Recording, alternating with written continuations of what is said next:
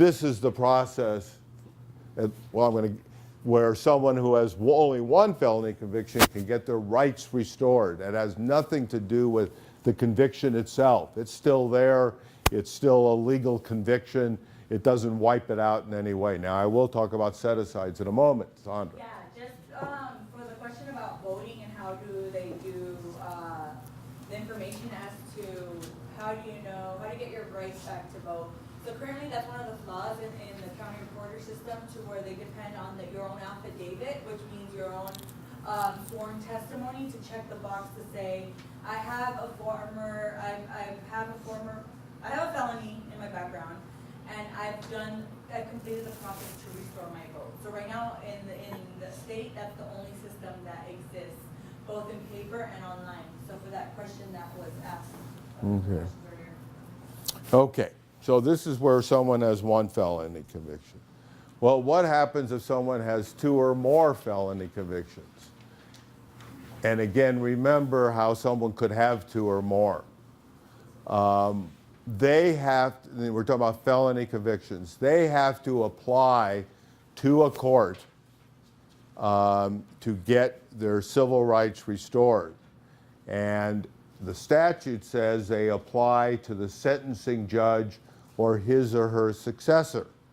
Now, in Pima County, where I do this work, they can determine within the Superior Court successors. That is, they have like a Division I.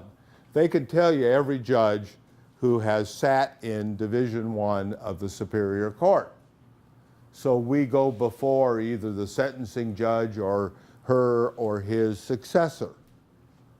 In Maricopa County, they can't determine that. Why? Because in Maricopa County, when a judge retires or quits the bench and they appoint someone to take that person's place, they create a new division. Okay?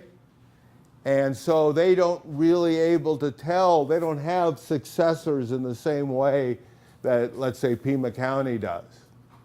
And so what they do is they have one judge, it's usually, I think, a commissioner, who gets all these cases. And that's really not in compliance with the statute.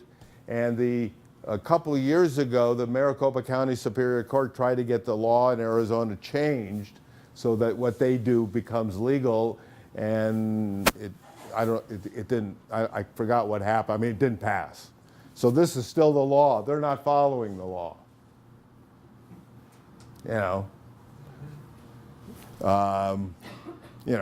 So, I mean, the problem with one judge handling them all is, first of all, that judge, where you go back to the sentencing judge for good or bad, they may remember, they may know the person, remember the person, whatever. Sometimes that's good, sometimes it's not so good. It depends.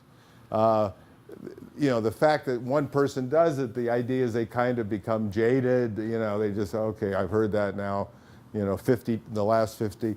The other thing they don't do here that they do in other counties is they don't have hearings on these cases. So you can't even go before the judge and, talk about yourself and all of the things you've accomplished and all that since the time of your conviction. It's just a judge who looks at the form, and I think they pretty much require you to use their form. Most courts in the state have forms for this. Do we know if there are any criteria that the commissioner uses in making a decision? Well, I can tell you, and again, I haven't practiced in Maricopa County in this regard we used to, but we don't anymore.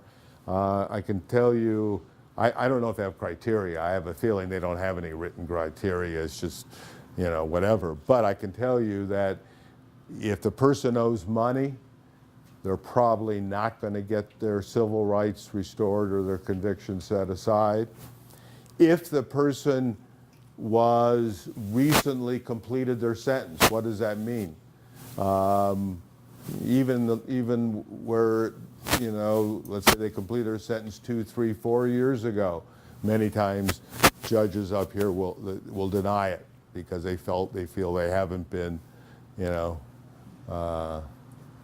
not that many years from the time in which they have been convicted or have completed their sentence.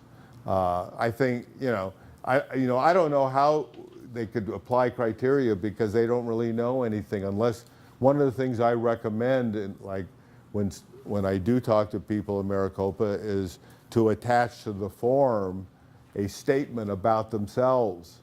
Otherwise, the judge knows nothing.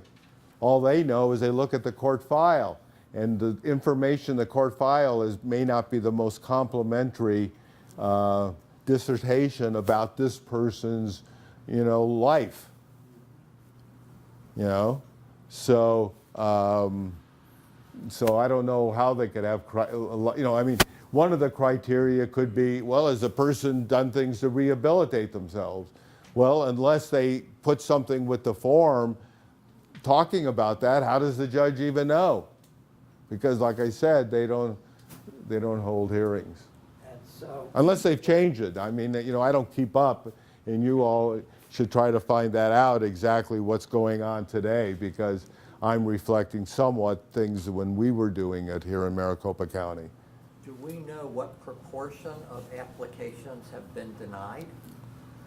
I don't know. I mean, I assume the court could tell you. I mean, if they keep those statistics, could tell you. I can tell you there's a lot more denials up here than there are in other places in the state. I can tell you, and I'm not bragging about, it's really the law students who do more of this work than I supervise them. We generally come out of the court with something.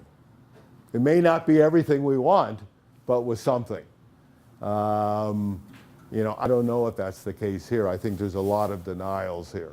I mean, I talk to people all the time that call me who live up here or have a conviction from here who have been denied. I mean, you could say, well, it's skewed because only people that get denials are going to call me. People who get it granted aren't going to seek but I can tell you I think there's quite a bit, yeah. I'm just curious, is this process promoted in any way? I mean, No. Okay, so like. Yeah, it's promoted by Sandra and all of you. But not people within the state system working in probation? Well, a probation officer might mention it. The Arizona State Prison System now has reentry people. Federal prisons have reentry people. So they probably, I have a feeling, are mentioning it. I've gone out to some prisons to talk to inmates about this process. So again, there's more things going on. Department of Corrections are starting to realize that people are getting out of prison. And, giving them $50 and say, we'll see you is not cutting it anymore. So, they're starting to do more. Are they doing enough? No, but doing more. One question, if your application is denied in Maricopa County, is a reason given, and can you appeal it? They're supposed to give a reason, yes. And can you appeal it? Yeah. We've only appealed one case. We won it, but there's not many appellate cases on this. Yes? Is there an organization similar to yours down in Tucson that represents? Yeah, you. All of you. ASU College?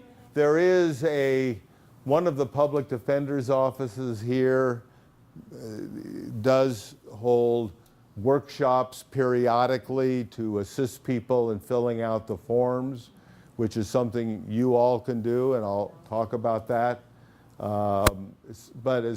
There was an organization, I think it was out of Mesa. I don't know if they're still around. I don't even remember the name of it. I think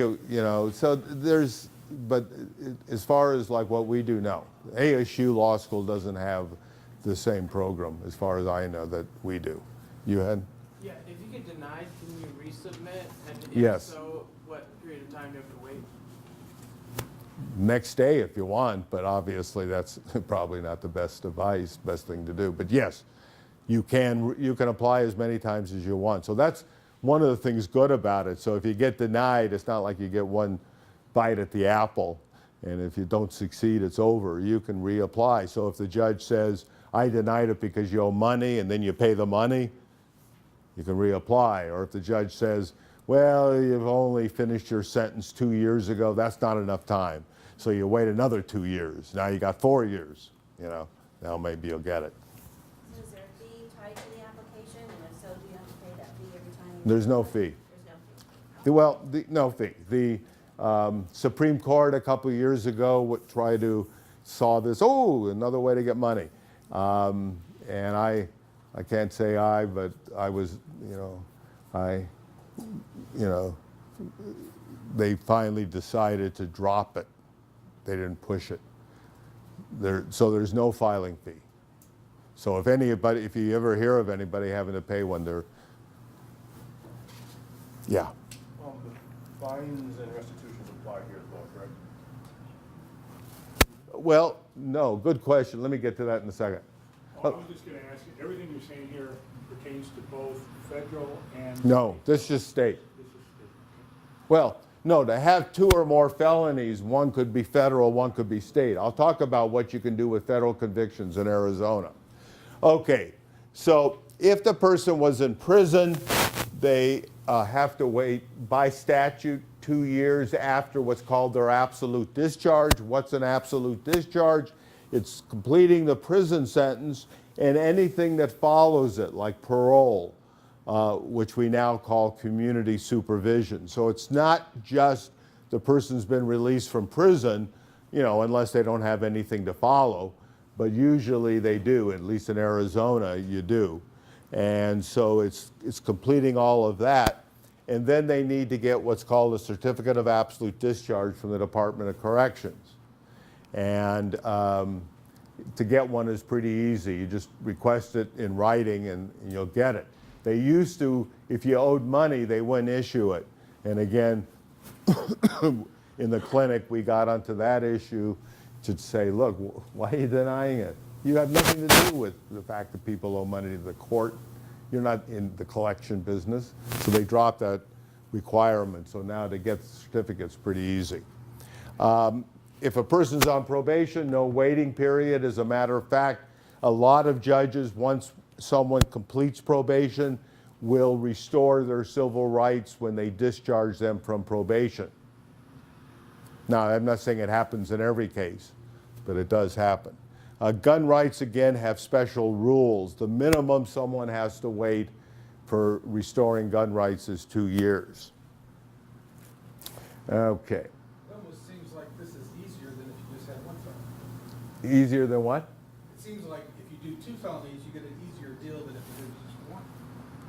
Well, one is automatic. Here you got to apply. Oh, okay. This is an application process. Okay. Thank you for bringing up. Otherwise, it seems like... No. So let me get to the questions over here. Remember with the one felony conviction statute, the person, in order to come within it, had to pay their fines or restitution. Under the 2 or more, where the person makes application to the court, there's no statutory requirement that they pay their fines, restitution, or fees. Why is there a difference? I can't tell you because you really can't find out much information about legislative history of statutes in Arizona. But what I suspect was in the automatic statute where there's no court involvement, the legislature said, well, look, in order to get this automatic restoration, if you owe a fine or restitution, you're not going to qualify. You're going to have to pay it. Where in this process, which is a court process, then the judge is looking at it and he or she can say, because you owe a fine and you haven't paid it, I'm going to deny it. And so that issue is, I guess they've deferred in a sense to the court to look at it and make a decision. But we get rights restored, et cetera, all the time where money is owed. I'm not sure that's the situation up here, as I said. Okay, so this is a court process, yes. So is there no paper or anything from when you complete probation, like that's. You don't need the certificate if you're on probation. This is only if you're in prison. The reason they require this is otherwise the judge who's making this decision does not know whether this person completed their prison sentence or not. The Department of Corrections doesn't send something to the Superior Court saying, Mr. X has now been completed his sentence. They don't know it, other than what he may say. And so this, in a sense, is documentation to show the court that the person's completed it. They don't need it for probation because probation is a court program. They know it or don't know it, whether some person's still on probation or not. Okay. Now, Arizona has, and I think it's fairly unique. I don't know how many states have it, but we do have a statute where if a person has a federal conviction, they can get relief in a state court. And the reason we probably have this statute is there's nothing a person with a federal conviction can do in federal court. There is no restoration of civil rights federal statute. There's no statutory authority for a federal judge to restore rights in any way, or set aside a conviction even. Okay. So if a person has a federal conviction and it's their only conviction, felony conviction, then what's the situation with them under Arizona law? Automatic. What? Automatic. Automatic, exactly. One felony conviction, happens to be a federal one. Okay, automatic. They don't have to apply. And in the federal system, rarely do you see fines and restitution. I mean, sometimes, but rarely. Okay, so if a person has, let's say, either two or more federal convictions or has a federal conviction and a state conviction, then they can go into a Arizona Superior Court in the county in which they reside and ask for their civil rights to be restored, like their voting rights. They'll ask for their civil rights, one of them being the voting rights. And a Arizona state judge, Superior Court judge, can restore their rights based on that federal conviction. They can even, under at least state law, restore their gun rights. However, the federal government, if a person is convicted federally, does not recognize the restoration, the state restoration of gun rights. So if a person has a federal conviction, and even if they get their gun rights restored under state law, and they're caught with a gun, the feds can charge them as what's called a prohibited possessor. Now, how do you get your federal gun rights restored? The primary way is not a court procedure. Remember, federal courts have no statutory authority on any of this. It's an administrative procedure before an agency called and it's mentioned up there, the Bureau of Alcohol, Tobacco, Firearms, and Explosives, still called ATF, even though they've added an E. However, for the last at least 3 decades, Congress, in appropriating money to the ATF, which is part of the Department of Justice, has put a provision in there saying they cannot expend any resources to restore someone's gun rights. So that's not a viable procedure now. Now that may change at some point, but that's the situation right now. Even if you contact ATF about gun rights, they're not even going to respond. They take that provision literally. Can't expend any resources. So today, the only way someone can get their federal gun rights is to get a presidential pardon. Because a presidential pardon will get one's gun rights restored. The only person I know so far in this administration has got a pardon is your sheriff. So I guess he can go out and... Former sheriff. Well, I know. It's just a little dig in us in Pima County, like the, you know. But I'm sure all of you never voted for him, so there's probably no, I shouldn't say your. Okay, so it's set out here. Out-of-state convictions can do nothing in Arizona. Person has to go back to the state in which they were convicted. And so what I tell them to do is, you know, most courts have websites now. To go onto the website of the court in which they were convicted, first of all, see what information may be on there, and there may be an application on there. If not, get a phone number for the court and call them, like particularly talk to someone in the clerk's office and ask them, what's available to me? Do you have an application, et cetera, et cetera. But there's nothing for an out-of-state conviction. Okay. Federal conviction? Yeah, federal can be anywhere. It can be, someone could be convicted federally in Arizona and use this procedure, or they could be convicted federally in New York and use this procedure in Arizona. So federal conviction, it doesn't make a difference where it is. 2 or more federal convictions in Illinois. Yeah. You have to deal with whatever's in Illinois. No, you deal here, if you live here. If you reside, let's say in Maricopa County, you would apply to the Maricopa County Superior Court to get your civil rights restored based on your federal conviction or convictions. Oh, state. Yes, if it's an Illinois state conviction, you got to go back to Illinois. Yes, yes. Excuse me, I thought you meant a federal conviction in Illinois. Okay, so that's restoration of rights. Any question? This is the, you know, okay. Now let me talk about set aside. Now you may say, well, we're really interested in voting rights and getting rights back.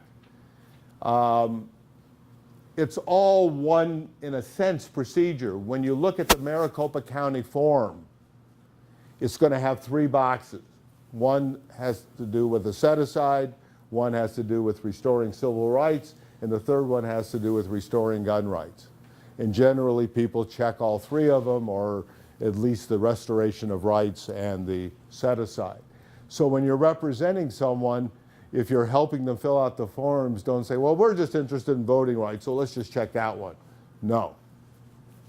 I don't, you know, gun rights is something else. You know, you make a decision what you want to do about that. But do at least check the box of the set aside.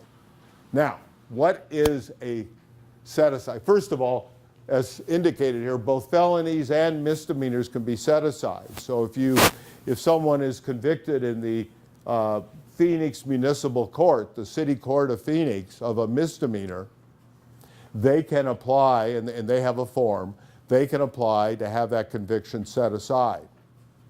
Now, they don't have to worry about restoration of rights. Why?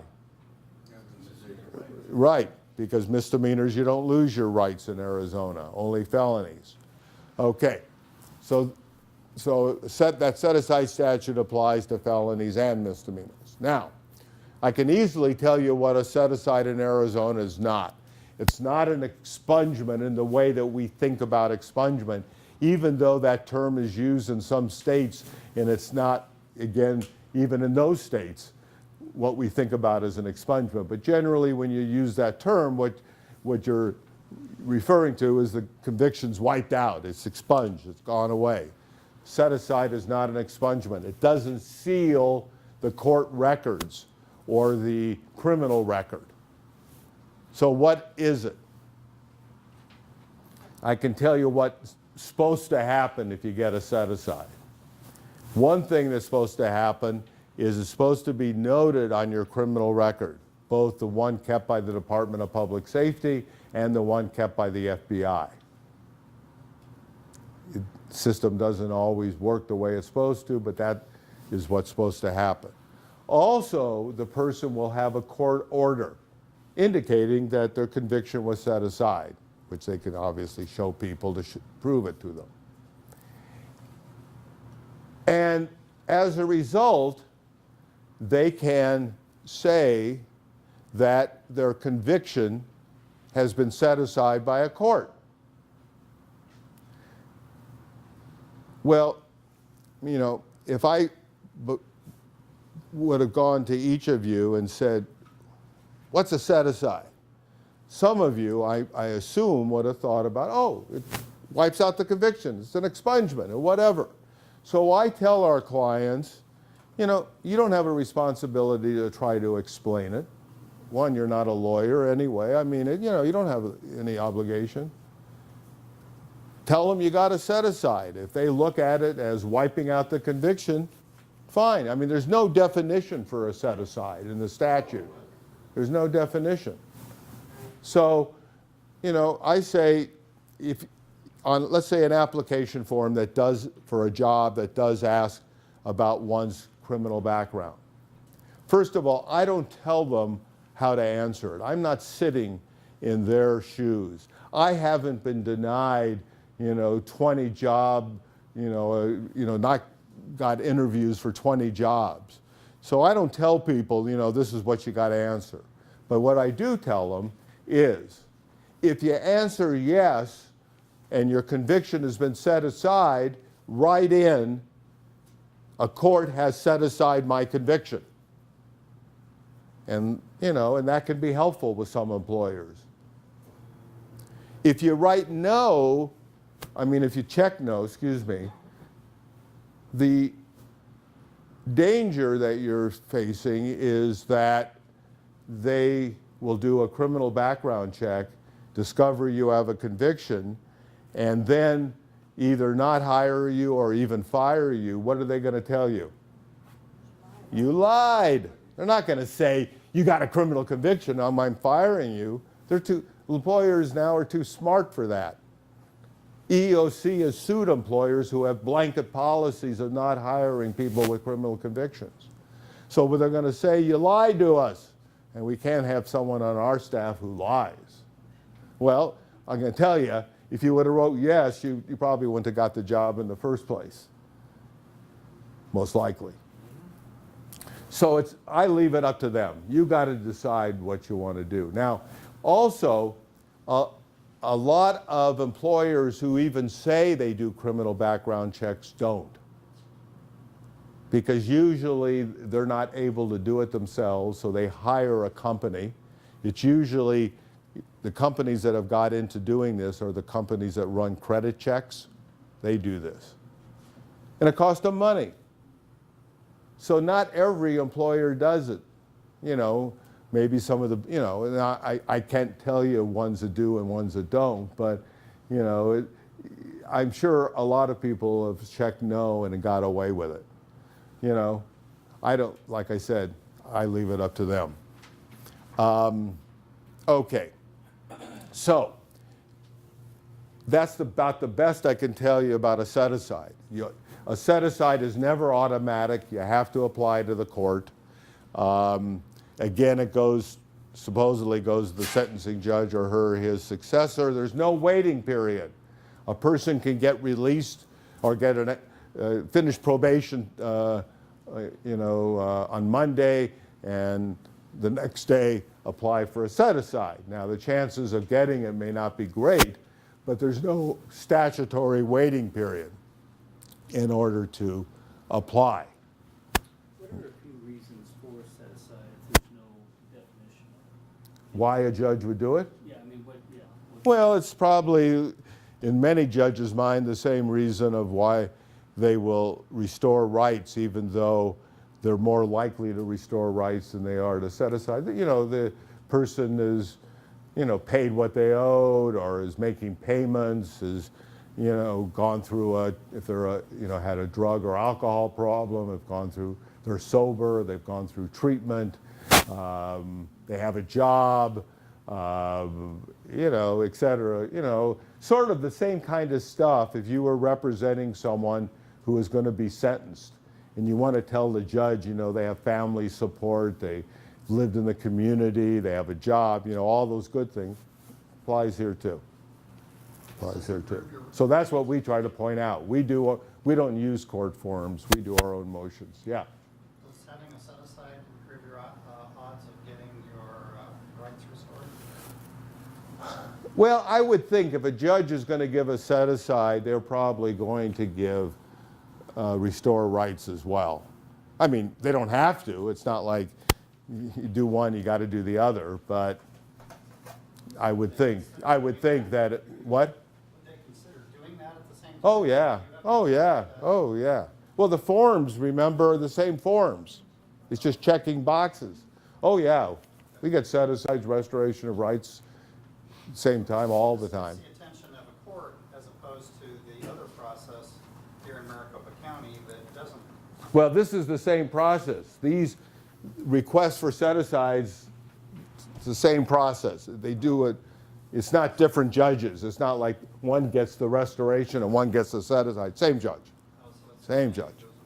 I got two quick questions. One, do you have to have fines and fees paid before you can apply for something? Well, good question. If you look at the statute, the set-aside statute, 13907, it's going to have this language that the person has to fulfill the conditions of their sentence. Well, probably a fine is a condition of the sentence. Restitution may be a condition of the sentence. Maybe the state could even argue that fees are. I don't know. That's harder. But we get set-asides all the time where our clients owe money. I think it's harder here. Because, the judges don't worry about this. And, they do it anyway. But the statute does say you got to fulfill the conditions of your sentence in order to get a set-aside. You had another question? Yeah, so if you click, if you check restore and set aside on the application, they can approve one and deny the other? Sure. Or approve both? Yeah. It's a discretionary decision. Even though the person meets the statutory conditions, the judge in his or her discretion can deny it. Okay. Okay. There are some exceptions to the set-aside statute where a set-aside is not available. One is that it's considered a dangerous offense. There is a definition for a dangerous offense. However, there is a Arizona case, an appellate court of appeals case, that says if at the time of sentencing the judge found the offense to be non-dangerous, that dictates this situation, and it's not considered a dangerous offense even if you think it comes within the definition of dangerousness. So at the time someone is sentenced for a felony, the judge will indicate two things: whether it's dangerous or non-dangerous, and whether it's repetitive or non-repetitive. Most of the time, judges will find the offense to be non-dangerous, even when you look at it and say, non-dangerous? This is assault with a deadly weapon, and he beat the hell out of this person with a bat. Wow, that looks dangerous to me.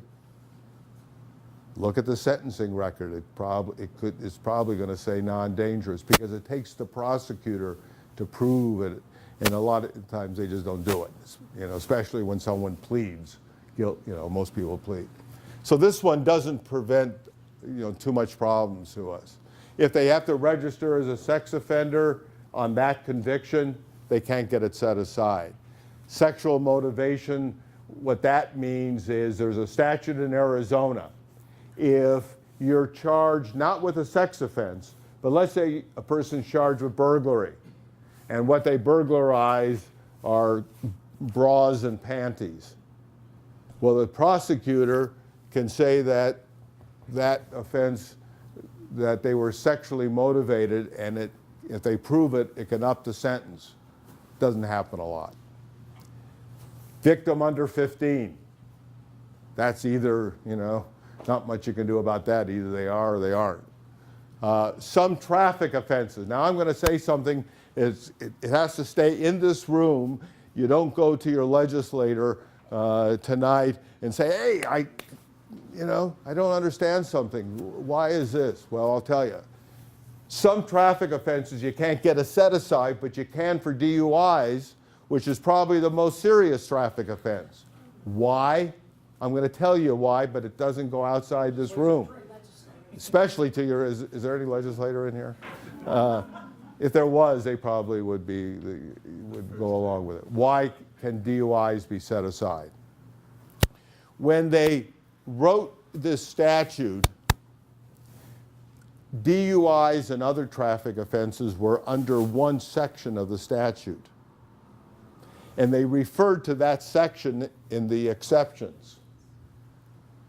Well, the legislature amended the statute and took DUIs out of that section and created its own statutory section for DUIs. But they didn't amend this statute. So that DUI section is not mentioned in here as an exception. We get DUI set aside all the time. And remember, DUIs can be tried as a misdemeanor, so people could have DUIs from the Phoenix City Court or the Maricopa County Justice Court as misdemeanors. They can be set aside. Or people could be charged with felony DUIs, and they would be convicted or charged in Superior Court. So, go for it. There's good language about set-asides. I don't, you know, it's better language than it is, you know, in reality, but there is some good language. It says it releases person from all penalties and disabilities. Well, unfortunately, it doesn't seem to. Okay. A couple years ago, the legislature amended the set-aside statute. And they added a provision saying that if you get a set-aside in Arizona, unless it's unless it's a serious offense, which is talked about here, you automatically get your gun rights restored. Oh, that sounds good. Well, we fought it. The first person who introduced it is someone you probably have now all heard of when she was in the state Senate, I guess, named Kelly Ward. She proposed it. Why did we oppose it? What were we afraid of if it passed? That judges would not grant set-asides if they knew that automatically the person got their gun rights restored.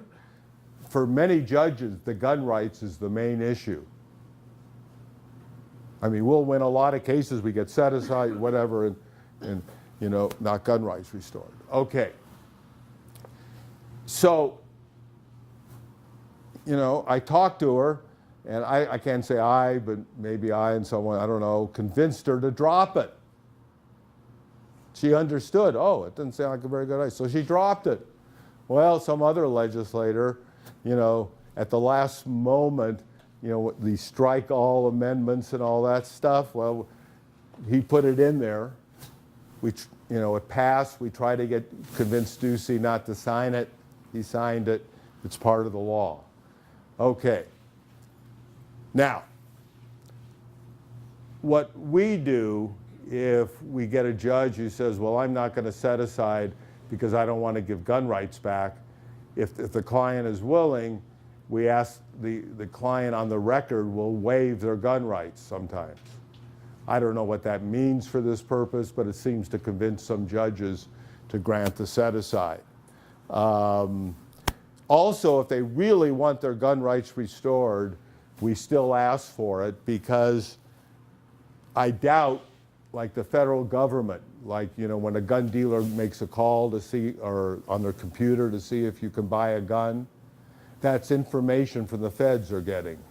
Well, whoever gives it to them probably knows nothing about our set-aside statute automatically restores gun rights. So if they really want their gun rights restored, it's good to have it in the order specifically, gun rights restored. Okay? Or, you know, okay. So that's a statute. Now, There's one for sex trafficking, a special one for sex trafficking victims, a legislator from Tucson named Victoria Steele.